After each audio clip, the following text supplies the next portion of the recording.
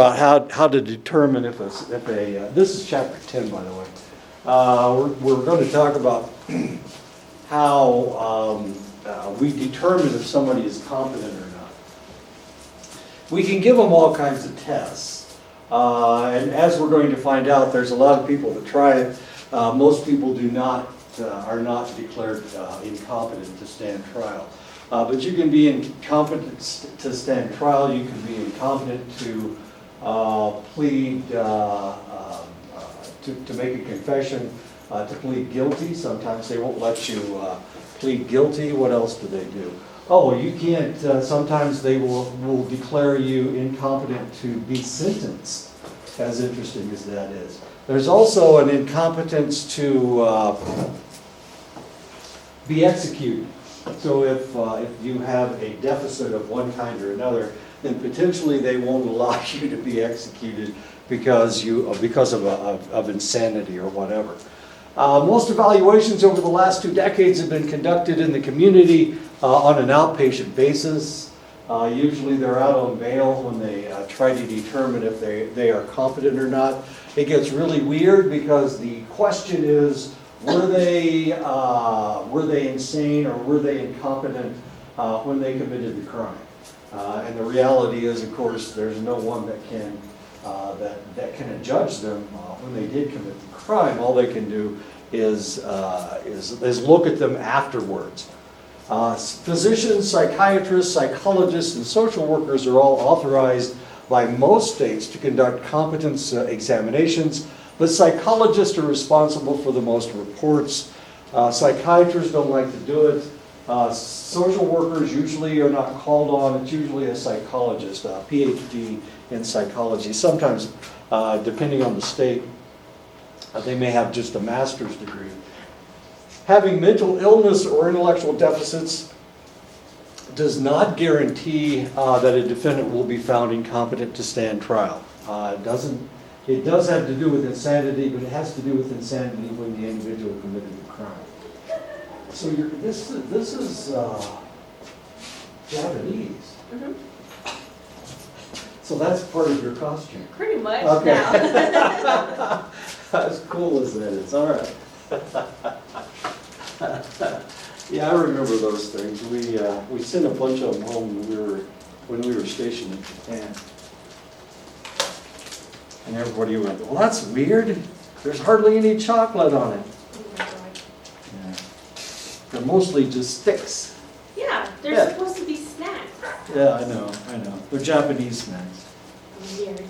The Japanese aren't like us. Anyway. But you tried it? Oh, yeah. Oh, you tried it. Oh, sure. I've had it overseas. Wherever I was. Wait a minute, this thing won't go in anywhere. There it goes. All right. Wow, everybody's trick-or-treating. Thank you. Thank you. It is a one weird, they have, is that the one that's licorice? No. Regular chocolate. I didn't think it's not chocolate. Okay. Because no thanks. They have licorice ones, so you light them, they're really strong. Just- Yeah, they have different flavors. They have green tea, cookies and cream. Okay. Yeah, they have a lot of variety. It's like that about it. Well, I don't know if you guys have ever tasted green tea, but it doesn't have much of a flavor. The Chinese and the Japanese are big on those kinds of flavors. A little bit different from Americans. We need flavor. We want to get punched in the face with it. Several instruments are available to assess the capacity relevant to competence to stand trial. The interdisciplinary fitness interview is a semi-structured interview that evaluates a defendant's abilities in 5 specific legal areas and assesses 11 categories of psychopathological symptoms. It is an interview type. The fitness interview test, the FIT-R, is a structured interview for assessing a person's competence to stand trial.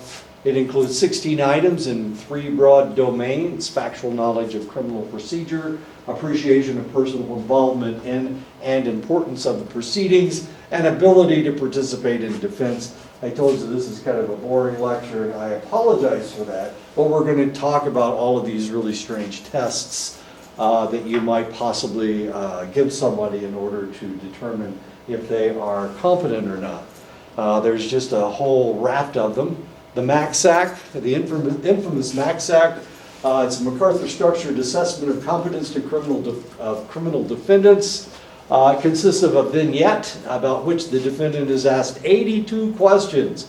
So first of all, they have to acknowledge the vignette, and then they have to answer 82 questions about the vignette that you're talking about. This isn't the only one that is a vignette. It takes about 2 hours to complete it. It's boring as hell. Or it's exciting, however you like scenarios. Maybe if you're a scenario type person. The MacArthur Competence Assessment Tool, the Cat, there you go. What a perfect costume for today's lecture. It too begins with a hypothetical vignette about a crime. Items assess the defendant's understanding of the legal system and adjudicative process and his or her reasoning abilities in legal situations. Other items are specific to the defendant's own legal situation. The evaluation competence to stand trial revised is a semi-structured interview that was developed using the Dusky criteria. It assesses factual and rational understanding of proceedings in consultation with counsel. It focuses on information that is specific to the case. The individual being evaluated, it addresses the question of whether the evaluee is trying to exaggerate or fake deficits that might make the person appear incompetent to stand trial. Competence assessment for standing trial for defendants with intellectual disabilities, was developed specifically for assessing defendants with mild to moderate intellectual disability. This is a picture of an individual with an intellectual disability who was one of the first ones to be evaluated by this in 1992 by Everington and Nicholson. That's actually a picture of the individual that they were dealing with. It's a fairly famous case. They were trying to determine if her intellectual deficit created a situation where she could not stand trial. Estimates of malingering, faking, or grossly exaggerating mental illness and incompetence evaluations are close to 18%. So people that are acting like they have a problem, that's fairly high. Very poor performance should make evaluators suspicious that a defendant might be exaggerating deficiencies. The Miller Forensic Assessment of Symptoms Test is a 25-item structured interview that can identify individuals who are attempting to feign mental disorders. I know, how weird is that? If you've ever taken the MMPI or if you've ever seen it, it's 565 questions, and about 10% of those questions have to do with you faking a problem. So they can determine if you are faking or not. The MMPI, the infamous MMPI. Following assessment, evaluators usually give a written report to the judge that summarizes the evidence on competence to stand trial, as well as the likelihood that appropriate treatment will sufficiently improve competence-relevant deficits. Sometimes there's a formal competence hearing where the evaluating experts testify and are questioned by attorneys from both sides, which is kind of cool. A competency hearing. You've seen these on television. You've enjoyed them on television. Reese's? Wait a minute. Hershey's, Reese's, Kit Kat, and Almond Joy. Oh, yeah. Are you all right? Yeah. Is that it? You just want the one? Yeah. Okay, all right. You mind if you get one of these? She didn't buy it. I'm sorry. Here, take as many as you like. Is everybody okay? Does anybody need some more candy? Nothing. Okay, we're good. Sugar high now.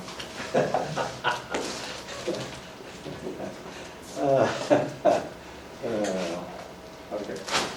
What are we talking about? We're talking about evaluating competence. In formal competence hearings, who bears the burden of proof? That's a good question. Who bears the burden of proof?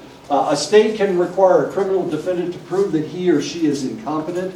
That's not all states. It all depends on the laws in the state.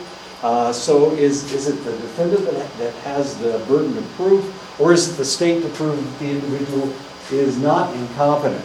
And the answer is, in California, of course, it is the burden of the individual to prove that they are incompetent. And this was from the case Medina versus California in 1992. Most states established the criteria to be a preponderance of the evidence, meaning that the defendant had to show that it was more likely than not that he or she was incompetent. So most states follow the California law. In other words, it is the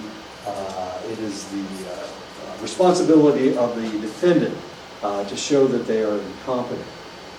About 70% of defendants referred for evaluation are ultimately found competent to stand trial. About 70%. So it's very rare for the insanity plea to work. It doesn't always work. When they use rigorous criteria, it's down to 90%. So we're dealing with 90%. Of course, the famous Loeffner case, Loeffner shot Gabby Giffords. Yeah, that was her. Gabby Giffords down to Tucson. He was declared incompetent to stand trial. But if we look at pictures of him, we can see that this guy's had a problem before. They kicked him out of school. They kicked him out of community college. Really hard to get kicked out of community college. Did you see that whole thing about Jeffrey Epstein again yesterday? What? Jeffrey Epstein? Right. I guess they were looking, some forensic psychologist went in and said that. He was killed. Yeah, it was a homicide rather than suicide. Right. The state of New York does not agree with that. So I'm guessing that the forensic pathologist who determined that he'd been murdered, that'll be thrown out. It'll never go anywhere. Since the state of New York has already determined that he committed suicide. Okay. Yeah, yeah, I forgot all about that. As cool as that is. What sort of person is most often judged to be incompetent? Nicholson and Kugler in 1991. Kugler in 1991 found that typical defendant to have a history of psychosis for which previous treatment had been received. If we look at the Loeffner case, of course, he'd been kicked out of Pima Community College. He had really strange things on his website that went back for an extended length of time. So Loeffner obviously had a history of psychosis. He exhibits the symptoms of current serious mental disorder. The first thing, he grew his hair long and then he shaved his head. As weird as that is, one of the things you guys don't know is that I painted my hair black. So my bald spot's gone. Okay, well, I wanted to look younger. Okay. I looked at the mirror and I thought, my God, I'm my dad. My dad had black hair, so, and I had blonde hair. But when I painted my hair, I looked like my dad. Anyway, so if you want to know what my dad looked like, here you go. A lot better looking than I am, unfortunately. He's usually single, or the individual is usually single, they're unemployed, and they're relatively poorly educated. The reason they're poorly educated is because they can't get along in an academic situation. They're unemployed because they can't get along with people, and they're single because they can't get along with one person. So they tend to be single. They perform poorly on specific competence assessment instruments, and that is what's going on with people that are incompetent. For those found competent, here's Loeffner. This is what he looked like when he shot Gabby Giffords. This is what he looked like after he was in jail for a while. As you can see, changed his appearance a lot. For those found competent to stand trial, the legal process resumes. For those found incompetent to stand trial, the charges are occasionally dropped, especially for less serious crimes. Of course, murdering 6 people and wounding 13. I think he wounded 13, including the senator or the representative. Sometimes is in exchange for requiring the defendant to receive treatment. So sometimes they'll drop the charges. In Loeffner's case, they sent him to mental hospital. And he can't get out of the mental hospital. Let's see.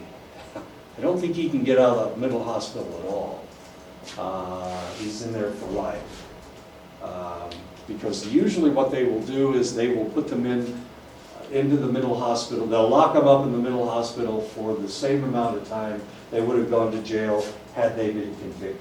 That's usually what they do. In other cases, the defendant is hospitalized to be treated for restoration of competence, which, if successful, will result in the defendant proceeding with disposition of charges. In other words, if they can cure the individual, or if they can determine that the individual is no longer incompetent, then they will stand trial. Later, they will stand trial. Outpatient treatment is used less often, mainly because the individual is a danger to themselves or a danger to society. Prior to the 1970s, defendants found incompetent were often confined in mental hospitals for excessive periods of time. In other words, they put them in a mental hospital and they couldn't get out. They threw away the key, as it were. This practice changed with, of course, a case from Indiana. Would be Indiana, wouldn't it? Jackson versus Indiana in 1972, which ruled that defendants incompetent to stand trial could not be held more than a reasonable period of time necessary to determine whether there is a substantial probability that they will attain that capacity in the foreseeable future. This is what has happened with Andrea Yates. Andrea Yates is still in the mental hospital. And she will probably be there for the rest of her life. The fear was that she would be found incompetent to stand trial. They would have to release her. But the state of Texas has determined that that's not going to happen with her. She drowned her 5 children. One of them was a newborn, relatively young newborn baby. It was her only girl. So she's in prison for probably the rest of her life. She's in a mental hospital for the rest of her life. How successful are efforts to restore defendants' competence? Most defendants have their adjudicated competence restored, usually with about 6 months of treatment. The most important intervention for most defendants is the administration of appropriate psychotropic medication. As long as they take their medication, they're competent to stand trial. So why not just not take your medication? I mean, you can do that. People go off medication all the time, especially people with bipolar disorder. They go off their medication all the time. Makes them feel dull. They hate it. They don't want to be on it. They think they're cured. They haven't had a psychotic episode since they started taking it. So evidently they're cured. This is Charles Sell. He was a dentist. Charles Sell had a history of mental illness that waxed and waned with, depending on how much stress he was under in his life. During an economic downturn, Sell was accused of filing fraudulent insurance claims. Remember, he was a dentist. So he started making up patients and filing them. And of course, that's fraud. He was found competent to stand trial. He was released on bail and his behavior became more and more erratic. He began filing more fraudulent claims and was accused of attempted murder. Sell's bail was revoked and his mental state began to severely deteriorate. This guy's a dentist, okay? He's the one with that drill drilling into your tooth. How does that make you feel? Okay, anyway, he's a dentist. The judge ordered Sell to go onto antipsychotics to return him to competence. Now here's the weird part. If we look at all the professions that you can possibly be in, and who has the most mental illness, guess who it is? Dentists, exactly. I know. Why would dentists have so much trouble? For one thing, when they're with their patients, the patients can't talk back to them. Yeah, okay. That's why they can't talk back. That's one thing. The other thing is, they get to smell everybody's breath. Isn't that jolly? Everybody hates dentists. I don't know why. Maybe it's because they hurt you all the time. Even when they don't, even when they are drilling away, they put Novocaine in your jaw, and that hurts like the devil. I don't know if you've ever had Novocaine injection. It's not a whole lot of fun. Anyway, so people hate dentists. People will cross the street to get away from a dentist. So dentists have this inferiority complex, this rejection complex, and for that reason they have more psychiatric problems than anybody else. So here we have him, as long as he was on his antipsychotics, he was okay, he was declared competent to stand trial. Sell refused, and the case went to appeal. He refused to take his psychotropics, and it went to appeal. Sell was eventually put in a mental institution indefinitely, so he is no longer on the streets. This is in Illinois, by the way. Nice place to be a dentist, I guess. What happens when treatment is not successful in restoring competence? Theoretically, the Jackson ruling bars the indefinite confinement of an individual adjudicated incompetent to stand trial. Many states permit the defendant to be hospitalized for a period up to the maximum sentence that he or she could have received if convicted of the charges. So this is kind of a problem. If we've got an individual that committed a crime, and it's a relatively serious crime, and they have a psychiatric problem, we can only keep them in a mental hospital for an exact period of time. After that, we have to let them go. So what's going to happen next? Well, they go out on the street. If they're violent, if they're a violent offender, then potentially they will commit another crime, another violent crime. And that's kind of a problem because we're trying to protect society. That's the whole reason behind incarceration. We're trying to protect society. If this individual is a danger to themselves or a danger to society, then they need to be taken out of society. They need to be removed from society. What happens when treatment is not successful? Is not successful in restoring competence? Defendants whose competence cannot be restored are typically committed to a hospital through involuntary civil commitment proceedings, and a judge can do that. A judge can decide that this individual is a danger to themselves or to society, and they can commit them to a hospital for an indefinite period of time, and it's up to the judge as to how long that might potentially be. The state must show that the person is mentally ill and either imminently dangerous to himself or herself or to others, or so gravely disabled as to be unable to care for himself or herself. What happens if an incompetent defendant does not meet the criteria for involuntary hospitalization? Despite the ruling in the Jackson case, some states can fine incompetent defendants for indefinite periods. Does this, of course, jeopardize the defendant's due process rights? And the answer is yes, it does. But some states do it anyway. The state that we have seen so frequently is the state that does it more frequently than anybody else. Indiana. Indiana has very strict laws. Has very strange laws. Indiana had a problem with people from Chicago and people from Cincinnati coming into the state to get away from the strict laws in Chicago and Cincinnati. So it was like, I don't know if you remember when Cuba sent all their mentally ill people into the United States, that's kind of what was happening in Chicago. Chicago, those crazy people from Illinois, were sending all the bad people across the border into Indiana. Indiana has different laws than Illinois does. This is what happened during the Al Capone era. You remember during Prohibition, they were making so much money in Chicago because there were so many speakeasies. Indiana had different laws than Illinois did. Indiana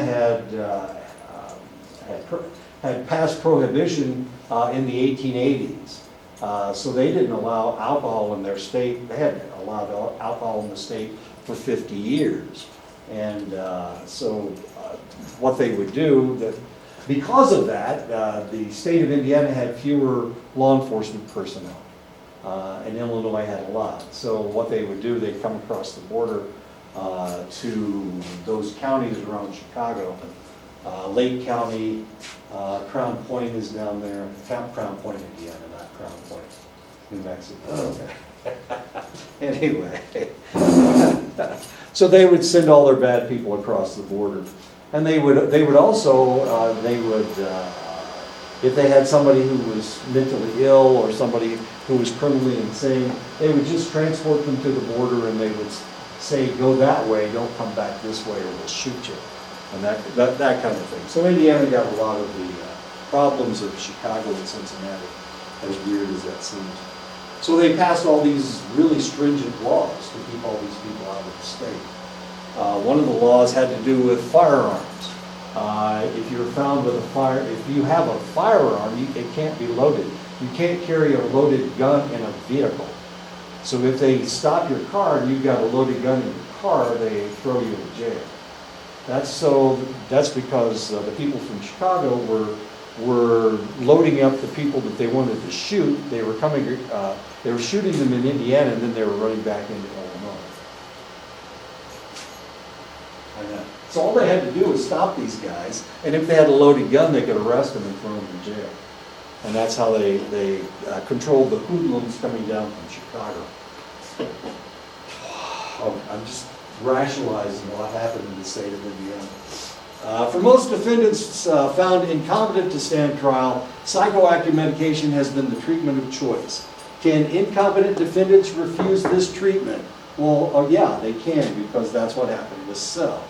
The government may forcibly administer psychotropic medication if the treatment is medically appropriate, if it's substantially unlikely to have side effects that may undermine the trial's fairness, if it's necessary to significantly further important government trial-related interests. This is the federal government. We're not talking about state governments. State governments have their own laws, but the federal government can force somebody to take psychotropic medications. Now this can be a problem. What if the guy's schizophrenic and the only way that he can stand trial is if he takes antipsychotics? Well, the antipsychotics have really serious side effects. One of them is tardive dyskinesia. In other words, they get a tremor or they'll have a jerking of their face, so they can't control their eyes, and so their eye is constantly twitching. That's tardive dyskinesia, as much fun as that is. So the federal government cannot force somebody to take antipsychotics, as weird as that sounds. Competence to waive Miranda rights. The waiver of Miranda rights is required in order for defendants in police custody to make a confession. And the waiver of these rights must be done in a knowing, intelligent, and voluntary fashion. This assessment is changing because typically the waiver and confession have occurred months before the professional's evaluation. As bizarre as that sounds. So he will give a confession, he will waive his Miranda rights, he will make a confession, and then later on they have to decide whether he is competent to waive his Miranda rights so that he can that confession will be legal. The Supreme Court has held that defendants have a constitutional right to waive counsel and represent themselves at trial, providing that this decision is made competently. The first one was Ferretta versus the state of California in 1975. And that's Ferretta right there. Ferretta thought he was smarter than all the lawyers. Somebody else who did this was Ted Bundy. Ted Bundy would not, he wanted to be his own lawyer. And of course they allowed him to do that. And actually he was pretty good. He was defending himself very well. And then this was in, I can't remember what state it was. Was it Tennessee? Anyway, he was defending himself, and then he broke out of jail. So the trial stopped at that point. The judge must be convinced that the waiver of counsel is both voluntary and intelligent. In other words, you have to have some degree of intelligence to be able to defend yourself. you have to have some knowledge of the law in order to defend yourself. And of course, Ted Bundy had been in jail before. And while he was in jail, he studied law. And he was a law student before he started murdering people and wandering around the country and killing people. So Ted Bundy was actually able to defend himself, as was Ferretta. Ferretta lost his case, by the way. Not that that's important. Competence to refuse the insanity defense. In some cases, the courts have suggested that only mentally responsible persons should be punished, thus requiring the imposition of an insanity plea even on unwilling defendants. And this is Wayland versus the United States in 1965. So despite the fact that the individual doesn't want to plead insanity, then if the judge determines that they may be incompetent due to insanity, they have to allow that to happen. The defendant does. This is only in federal cases, by the way. But Frendak versus the United States in 1979 ruled that if the defendant understands the alternative pleas and their consequences, the defendant should be permitted to reject an insanity plea. So in 1965, they determined that some people are incompetent and they're not competent enough to realize that they should be determined insane. In 1979, they decided that if they don't want it, then they don't have to have it. As weird as that sounds. Competence to be sentenced. In general, the standard for competence to be sentenced is that the defendants can understand their punishment and the reasons why it is being imposed and can meaningfully execute their right to address the court at sentencing. Competence to be executed. The U.S. Supreme Court decided in the case of Ford versus Wainwright in 1986 that the Eighth Amendment ban against cruel and unusual punishment prohibits the execution of defendants while they aren't competent.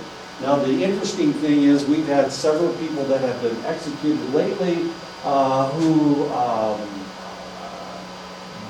select individuals have declared that they didn't have the intellectual capability to be executed. Their IQ was too low. There was an individual that killed his sister. He crushed her. He was a really big kid. He was only 19 when he did it. He was in special ed, the whole thing. And he has been executed. Of course, that was the state of Texas. He was showing her a wrestling move, and he crushed her to death. As strange as that may seem. They determined that we won't go into the trial, but they determined that he did it on purpose, and because of that, they executed him. But everybody and their cousin was, the Pope came in and said, this man shouldn't be executed, he doesn't have the intellectual capacity to understand what's going on.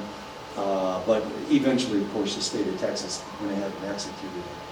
Researchers have found that the participants who were age 15 and younger were significantly impaired in ways that compromised their abilities to function as competent defendants in a criminal adult proceeding. So usually you have to be at least the age of 16 before they can try you, or they can accuse you of committing an adult crime. There are select states that do not allow anybody under the age of 18 to be tried as an adult. One of the states that does allow you to do that is the state of Indiana. In the state of Indiana, there was an individual that was 14 years old, committed a crime. This is the crime that he committed. There was a lady that was, had a flat tire. She was changing her tire. He stopped to help her change her tire. As soon as he changed the tire, he took her and her daughter down to the river. He raped and murdered the mother, and then he threw the daughter into the river and she drowned. Okay, that was the case. He did this when he was 14 years old. It's a rape and murder case. It was also a child murder case. He was only 14 when he did it. They caught him almost right away. His DNA was all over the place. So they caught him almost right away. They tried him. They convicted him. and they were going to execute him. Of course, he was only 14 when he committed the crime. By the time all this went to the appeals court, he was an adult. Now he was an adult. So the question was, should he be executed for a crime he committed when he was 14 years? A heinous crime. This is the most god-awful crime you can possibly imagine. He also mutilated the mother before or after he murdered her. So it was this god-awful, heinous crime that no one, I mean, if he had been an adult, they would have just shot him right off the get-go. They would have just blown his brain out. Of course, they can't do that. But, I mean, it was a really, really bad crime. So the question was, should he be executed? Of course, Amnesty International got into the case. The Pope came over. This was not Pope Francis. This was Pope John Paul, I think. Anyway, everybody got involved in the case. And eventually, of course, the state of Indiana went ahead and executed the kid, who wasn't a kid anymore. Now he was in his middle 20s when they executed him. But he was 14, and of course, the age right here is 15. So is somebody 14 old enough to understand what they're doing when they commit those kinds of crimes? Well, that was the question. And he seemed older than he was. And that was part of the problem. He was also, instead of having an intellectual deficit, this kid was very, very bright. So they assumed that he knew what was going on. Anyway, the state of Indiana comes up all the time. Below average intelligence was also associated with deficits in these functional legal capacities. A large proportion of adolescents in the juvenile justice system have below average IQs. And that's one of the reasons why they are causing trouble, is because they can't get along in school. And because of that, they have no place to go. They're rejected at home, they're rejected at school. The society seems to be rejecting them. So they turn to a life of crime. Usually it's petty crime, but sometimes it's more serious. It is more likely that an adolescent with limited functional legal capacities would be adjudicated competent in juvenile court than if he or she were tried in an adult criminal court. And the reason is because as a juvenile, if he commits a crime at 18 and he is convicted, he'll probably go to a reformatory, what used to be referred to as reformatory, but he will get out of prison at age 21. If he's tried as a juvenile. If he's tried as an adult, of course, then he will serve out his sentence. But if he's a juvenile, they have to let him go when he's 21. So if he goes to juvenile court, they can't adjudicate that this individual has to stay in prison. As weird as that sounds.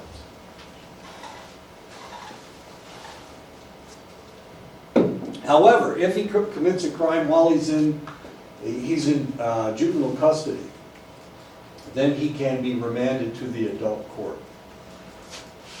Sometimes if the crime is heinous enough, the individual will serve his juvenile sentence and then he'll go to adult court, and then they will decide whether to keep him in prison or not. It all depends on the state. The insanity defense requires one to gauge a defendant's mental state at the time of the offense. This can be very difficult to do, as you can imagine. So those of us who are psychologists, this may be what you'll be doing in the future. You're going to have to determine what was on the kid's mind, what was on the individual's mind when they committed the crime. Note that insanity is a legal concept, it's not a psychological one. So if you've ever seen a case where they were trying to determine if someone was insane or not, the psychologists never used that term. The lawyers use it, the judge uses it, but not psychologists or psychiatrists. Insane is not a psychological term. It's a legal term. So now we got a problem, don't we? Because the courts are looking for a determination of insanity, and psychologists don't even use the term. This is a problem. So what's going to happen? Well, what's going to happen is when they get into court, the psychologist is going to talk about schizophrenia, he's going to talk about bipolar disorder, he's going to talk about borderline personality disorder, antisocial personality disorder. depending on what kind of a psychologist he is. If he's a cognitive psychologist do not believe in mental illness, always, very often. And they will not use the terms. I was teaching with a cognitive psychologist. The DSM-5 had just come out, and of course I bought a copy as soon as it came out. Oh boy. It's kind of like Harry Potter. A new book is out. Oh boy, the DSM-5. And I told him that I had a copy of DSM-5 if he ever needed to refer to it or to look at it. And he said, "Don't worry, I will never borrow that book from you because I don't believe." He didn't believe in mental illness. He thought it was he considered it somebody thinking incorrectly. That's what it was. He didn't think that it was a permanent state. Schizophrenia or bipolar disorder, whatever. Anyway. So if you get a cognitive psychologist to testify, cognitive psychologists will never talk about mental illness. They just don't do it. Well, most of them don't. Although mental health experts can offer diagnoses, this is less important than the specific symptoms and their impact on the functional legal demands associated with the insanity standard. The legal standards that define criminal responsibility vary from state to state, and this is a problem as well. But in all states, the defendant has the duty to present evidence that would disprove the presumption of criminal responsibility in their case. I was just talking about an individual that was educated in Kansas. Kansas does not recognize the insanity plea. It's one of the states that doesn't. And for that reason, and of course he was educated at the University of Kansas. So he didn't believe in insanity. It isn't something that the legal system in Kansas recognizes, and it's also not something that the University of Kansas recognizes. He also never studied Freud, because the University of Kansas does not recognize Freud as a psychologist. They see him as a philosopher. Whereas another cognitive psychologist was educated at Northwestern University, and she did recognize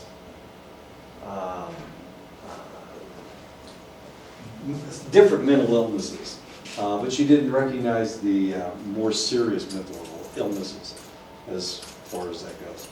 To be a criminal offense, an act must be illegal and accompanied by the necessary mens rea. Mens rea means guilty mind. In other words, you're thinking of the crime. You want to commit the crime. That's what mens rea means.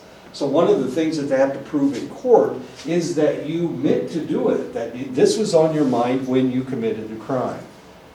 If you're driving down the road and a deer runs out in front of you and you hit it, you don't have mens rea. You weren't thinking, I need to kill that deer. You were thinking, damn, that deer's in front of me and I'm going to mess my car up. That's what you're thinking. But you're not thinking of killing the deer. That's not mens rea.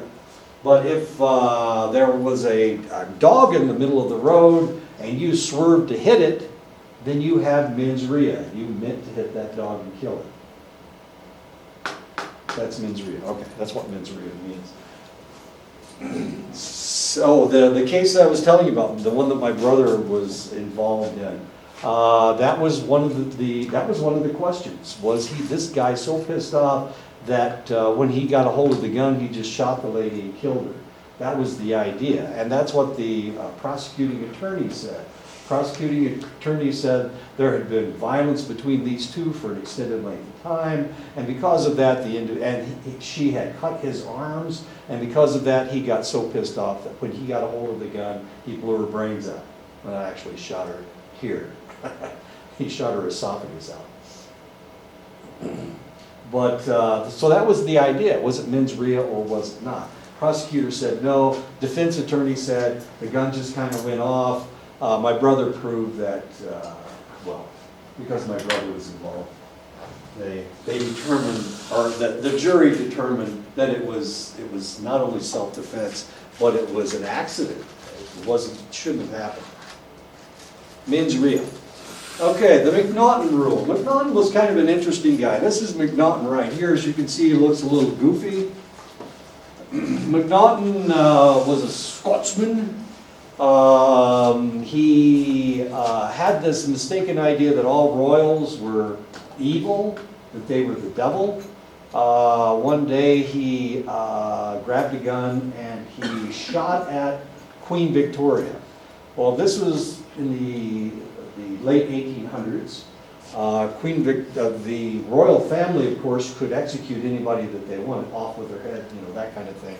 That's the whole joke behind, if you've ever read Alice in Wonderland or seen the cartoon or the movie, okay. The Red Queen keeps saying, off with their heads, off with their heads. And of course, theoretically, they're taking people away and executing them. But of course, they're not in the cartoon. Anyway, that was the joke. That was because the McNaughton case had come up while he was writing Alice in Wonderland. And Queen Victoria, of course, wanted McNaughton to be executed just for taking a shot at her. But what happened was it went all the way to the Parliament, and Parliament decided that the man had a mental illness and that it wasn't his fault. So McNaughton was not executed, despite the fact that Queen Victoria had a hissy fit. She just went wacko. She went crazy. She told her prime minister that if he didn't make sure that McNaughton was executed, that he was fired and she was going to close down Parliament. I mean, all this stuff was taking place. There was this huge political upheaval because of McNaughton. And Parliament decided that they would not do that. And actually, it established a little bit more power for Parliament and a little less power for the royal family. Because here we had Queen Victoria screaming for McNaughton's head. And of course, Lewis Carroll, who wrote Alice in Wonderland, thought it was just really funny, so he put it in Alice in Wonderland. Off of their heads. Anyway, that's a McNaughton rule. The McNaughton rule excuses criminal conduct if the defendant, as a result of a disease of the mind, in other words, that they are mentally incompetent. First of all, he did not know that what he was doing. He did not know what he was doing. That's what happened with McNaughton. He was so insane that they weren't exactly sure what was going on. For example, if he believed he was shooting an animal rather than a human, then of course that wouldn't be, they would be insane to the point that they wouldn't realize what was going on. Did he not know that what he was doing was wrong? He believed killing unarmed strangers was a right thing to do. Then of course he's insane. That's part of the McNaughton rule as well. Gets really weird. 29 states accept the McNaughton rule. So if they don't understand what they're doing, or they don't understand what they're doing is wrong, then they are insane and they cannot be tried. It has often been criticized on the basis that the cognitive focus, knowing wrongfulness, is too limiting and does not allow consideration of motivational and other influences affecting the control of behavior. But 29 states in the United States recognize the McNaughton rule. The broader rule stemming from the model penal code, this rule states that a defendant is not responsible for criminal conduct if he, at the time of such conduct, as a result of mental disease or defect, lacks substantial capacity either to appreciate the criminality, the wrongfulness of his conduct, or to conform his conduct to the requirements of law. Something happened in California yesterday. There was a party, and it was a Halloween party. 3 people were killed and 9 people were wounded. It just came out yesterday when I was reading the news. I haven't seen it today, so I'm not exactly sure what's going on. But there were 3 people that were killed. The individual that shot them, they weren't even sure who it was, or whether it was one guy or more than one guy. It was kind of like a drive-by shooting. That's all I heard. That was from yesterday. I hadn't looked at it today. Actually, I looked at the news today and it wasn't there. Huh. That's odd. I'd forgotten all about it. Anyway, okay, so when that guy went into the bar in Dayton and opened fire with his automatic weapon, did he know what was going on? Did he understand the wrongfulness of his actions? Did he understand that it was criminal for him to open fire like that? Or the guy in El Paso that starts blowing away Mexicans at a Walmart? Did he understand what was going on? Did he understand it wasn't right for him to do that? Maybe in his mind. I'm sorry? Maybe in his mind. Maybe in his mind he understood that what was going on, or in his mind it was okay. The president had said that these people were rapists and murderers, so he was defending himself. Maybe. I'm not sure about the guy in Dayton, but the guy in El Paso, he could use the Trump defense. It wasn't his fault. Are the kids out there with costumes on? That is so cool.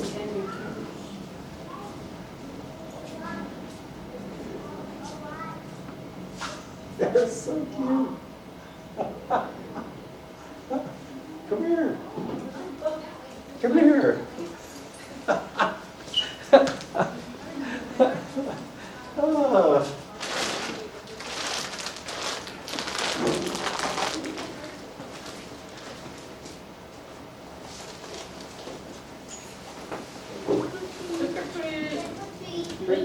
You're welcome.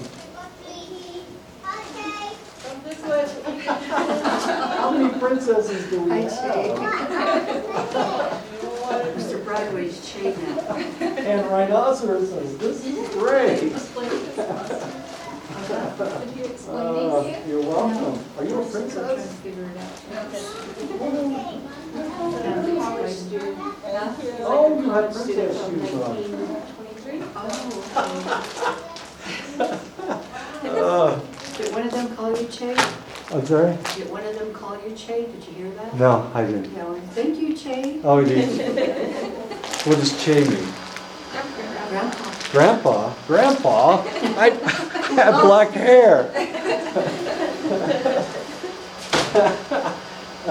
Okay. They're so cute. You didn't see the little girl with the princess shoes on. She was Jasmine. They turned Are they up from like a toes. Head Start family, or are they from the family I don't care. daycare?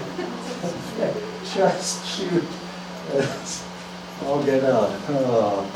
The Bronner test differs from the McNaughton rule in three ways. By using the term appreciate, it incorporates the emotional as well as the cognitive determinants of criminal actions. It does not require the offenders that they exhibit a total lack of appreciation for the nature of their conduct, but only a lack of substantial capacity. So the Bronner rule is very, very different from the McNaughton rule. The third one is it includes both a cognitive element and a volitional element, making the defendant's inability to control their actions a sufficient criterion by itself for insanity. And the joke is, my client pleads insanity, Your Honor. He must be insane. He paid me in advance. Okay. Okay, so we've been fighting about this for a really, really long time. One of the things that happened was Ronald Reagan was attacked by a man that tried to kill him. As it turned out, he fired his pistol, I don't know, 5 or 6 times. He killed one man. He wounded another man, shot him in the head. It was his press secretary. Press secretary was shot in the head. Brady was his name. And it blew away part of his brain. He was never the same again. Reagan, on the other hand, he was hit by a ricochet.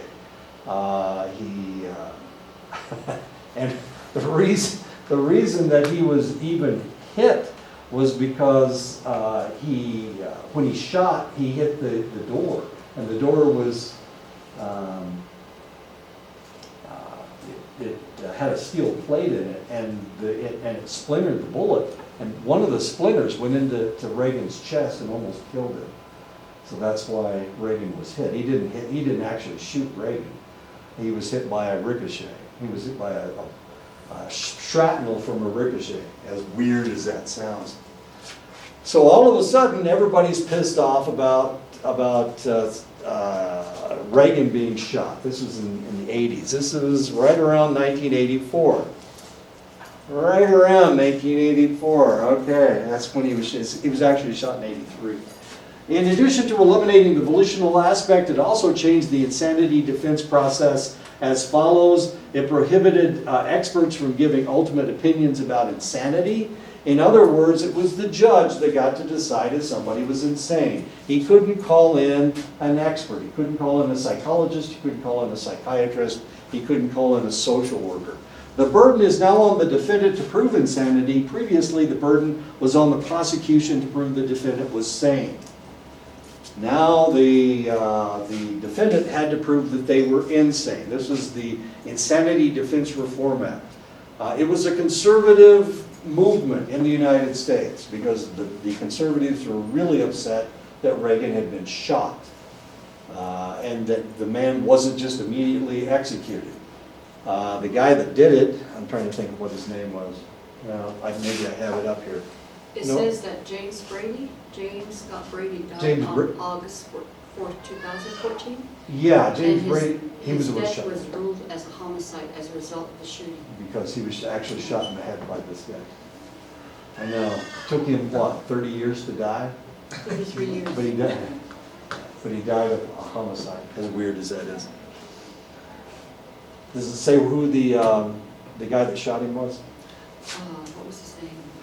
I can't think of his name, right off the top of my head. It was in a book. They declared, I'm sorry? It was in a book. John Hinckley Jr. John Hinckley Jr., there you go, John Hinckley Jr.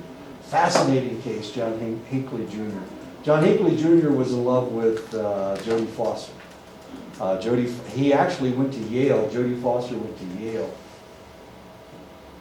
And he would leave her poems, and he would leave her statements of his love.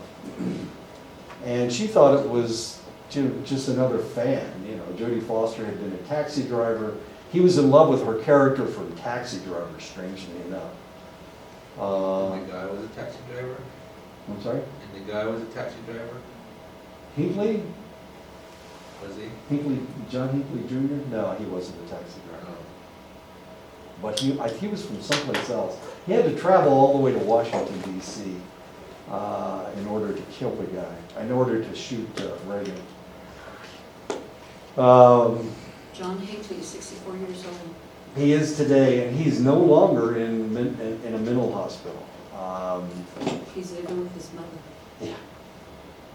He's kind of an interesting person. He was in St. Elizabeth's Hospital for an extended length of time. He was released a couple of years ago to the custody of his mother.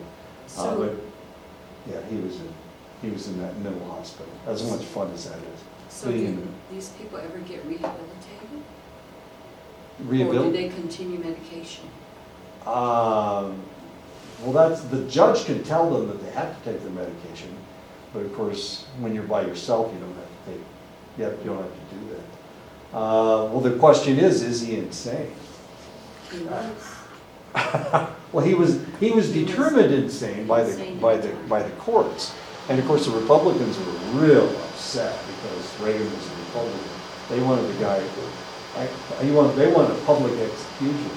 It was that bad. And because of that, because he pled insanity and he won his case, they decided that they were going to change all the laws. So that's what this is all about. The IDRA. Empirical research relevant to varying insanity defense rules, even with the changes that put forth by the IDRA, which is a very conservative movement. Research suggests that verdicts do not significantly differ as a function of whether the jurors have heard IDRA instructions, Bronner instructions, or no instructions at all. So they usually decide whether the guy's insane or not anyway. So they don't have to have rules that tell them how somebody can, whether somebody is insane or not. Regardless of what insanity rule was used, college students showed very low rates of recall and comprehension of crucial components in various insanity definitions. Unless they are a psychology major, they probably don't understand any of this stuff anyway. Most lawyers don't understand it. Most judges don't understand it. I mean, we're talking about the DSM-5 here, and the damn thing's this thick. It's a really big book. It's purple. It's purple, okay? The DSM-4 TR was silver, and this one's purple. So, if you ever see a purple book, well, it might be a DSM-5. Different standards of insanity make little difference in verdicts. A much greater influence may be exerted by pre-existing attitudes toward the insanity defense. Sometimes when the insanity plea works, the defendant spends more time in an institution than he or she would have spent in prison if found guilty. And that's a point of fact. Normally, when they put somebody in a mental hospital, they usually don't even look at the case. They look at the case in 5-year increments, depending on the state, of course, at 5-year increments. So a lot of times they will spend a maximum amount of time in a mental institution, whereas if they had been found guilty, they may have gotten out on parole much earlier than that. This outcome has led defense attorneys to request that judges be required to instruct jurors that if the defendant is found not guilty by reason of insanity, he or she will probably be committed to a secure psychiatric hospital. The Supreme Court, however, has refused to require such an instruction, so they can't even say this in court because the Supreme Court said they couldn't. So they can't even talk about this stuff. Okay, here we go. John Hinckley Jr. I had forgotten that I put this in here. Okay. On March 30th, 1981, John Hinckley Jr. attempted to assassinate President Ronald Reagan. The defense for Hinckley was that he had become obsessed with Jodie Foster's character in the movie Taxi Driver, and he was trying to impress her by channeling the actions of Robert De Niro's character in the movie. At one point, Robert De Niro is practicing pulling his gun out. He says, "You talking to me? You talking to me?" Well, the funny thing is that Trump used that a couple of weeks ago when a lawyer was asking him questions about the conversation with the Ukrainian president, and he didn't want to answer the question, so he said, "You talking to me? You talking to Trump?" Said that. As funny as it is. So he was using a line out of a movie. I know. What kind of a president do we have? I'll show you a video after class. Of Trump saying, "You talking to me?" Not that. He did something yesterday and people are kind of wondering, Is he sane? is he okay? He did something to a little kid and people are kind of wondering about it. Oh no. He didn't hurt the child, did he? No, it's just kind of mean, I guess. He's not a very paternal person. Is it the one with the trick-or-treaters? Yeah, the minion. The minion? Yeah, there's a minion, little kid in a minion costume. So he's like, "Oh, I'm gonna just put it on top of his head." He had a little bag and he's Right. like going like this. He goes, "I'm gonna put it on top of his head." His wife was like, "I'll do the same thing." And here they put it on top of his head. It slid down and he was like, "Where? Okay." So the mom had to come over and put it in his bag and people were like, "What was that about?" Melania put the candy She out? followed him. Oh, jeez. What an idiot. If you were to evaluate the president, what would your determination be? He's got obviously he's got narcissistic personality. He won't take responsibility for anything. Geez, that's a narcissistic personality disorder also. Yeah, he won't admit that he's wrong. Narcissistic personality And disorder. his wife is just a follower, right? Yeah, well, everybody in the White House is a follower. Everybody that allows him to be that way. nobody will call him out on it. And that's the only kind of people he'll surround himself with, right? He surrounds himself with yes people. He wants people that will agree with everything that he says. That's one of the reasons John Bolton has been in politics for a really long time, and he's been an extreme rightist individual. And of course, nobody would allow them. And no, he was he went to the UN. He was a UN delegate from the United States under George W. Bush. But he's really extreme, and he wasn't enough of a yes man to satisfy Trump. So he came and he went fairly quickly. He was gone in about 6 months. But he didn't do anything while he was in the White House. Narcissistic personality disorder, which is not that severe, I guess, but you don't want your president to have narcissistic personality disorder. A lot of actors and actresses have narcissistic personality disorder. Usually these are the individuals that do stupid things because they think they can get away with it. And of course, Trump said at one point that he could shoot somebody on Fifth Avenue and nobody would care. And now he's showing everybody that he can actually do that. I can actually commit a crime. I can actually say it on television and nobody cares what I said. Nobody will, well, of course, Republicans aren't, but it looks like the Democrats might, because the Democrats are voting for rules of impeachment today. So we'll see what happens. I think people are making fun of him now because his whole thing about Barack Obama, he was like, oh, I'm not going to make as much executive orders as he does. And he just passed him, and it's not even his second term yet. So the House members passed the impeachment resolution 232 to 196. There you go. It's probably, Yeah, that's pretty close to partisan, being partisan, because, well, there's more, I guess some it Republicans vote. advanced by 34 votes. There you go. All right. That's not right. Here, take that off the tape. I wonder if all the Republicans voted against it. I'm betting most of them did. They seem to be pretty blind about what's going on. As much fun as that is. There's Jodie Foster, and everybody falls in love with her. Taxi driver. The plea was successful, and Hinckley was remanded to a mental hospital until 2016. That's what Christine just said. Conservative politicians were incensed that the insanity plea was successful and tried to change U.S. statutes, making it more difficult to plead insane. 5 states abolished the insanity plea. Most of them were in the West, no offense to you Westerners. Idaho, Montana, Kansas, Utah, and Nevada. As weird as that sounds. Okay, so most of these were Western states.